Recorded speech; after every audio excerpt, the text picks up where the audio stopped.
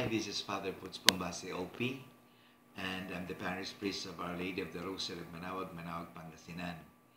Dito sa Manawag, Pangasinan, we have a basic ecclesial community. In fact, we have about 32 basic ecclesial community at parang maging madali ang coordination. Yung mga BEC area, or barangay yan, ay hinati natin sa zona-zona. At doon, parang mabilis because pag maganda ang takbo, dahil yan ay madali. Kasi kung marami, ay mahirapan.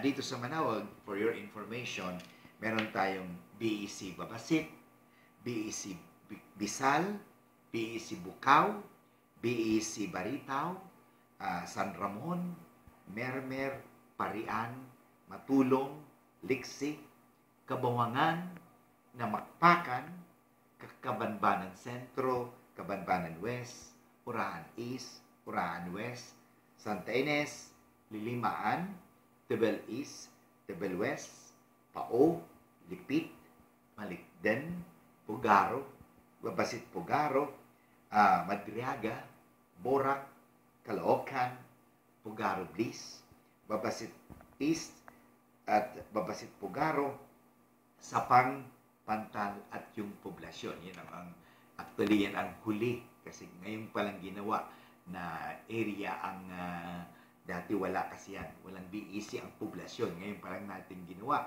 Para sa ganun, kasali sila. Ano ba ang talagang pinakaano sa BEC? Yung BEC ay isang tinatawag natin new church. It's a lifestyle ng simbahan na nagkakaugnay-ugnay sa komunidad. Isang maikling sinasabi natin o maliit na komunidad ng ating simbahan.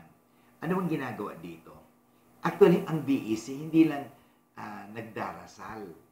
Ang BEC, ang mahalaga dito, isinasabuhay nila yung aral ni Kristo, yung kagustuhan ni Kristo, yung kalooban ni Kristo na sinasabi nagmamahalan. Yan ay mahalaga. Kasi sa BEC, integral ang approach natin. Kasi akala nila, ang BEC, nagtitipon lang para magdasal. Hindi. Ang BEC, mahalaga, nagtutulungan. Kaya meron tayo dito social action. Mahalaga ito. Nandoon din po yung mga pangangailangan ng kabataan na tinutugunan. Nandoon din po ang tinatawag natin na, of course, ang misa, yung sacramental, nandoon po. Pero ang importante dito, yung integral approach to Christian life. Dito sa BEC, ang hamon dito, paano natin isinasabuhay ang buhay Kristiyano? Sana ito ang hamon sa atin. Isabuhay natin ang buhay Kristiyano kung saan man tayo naroon.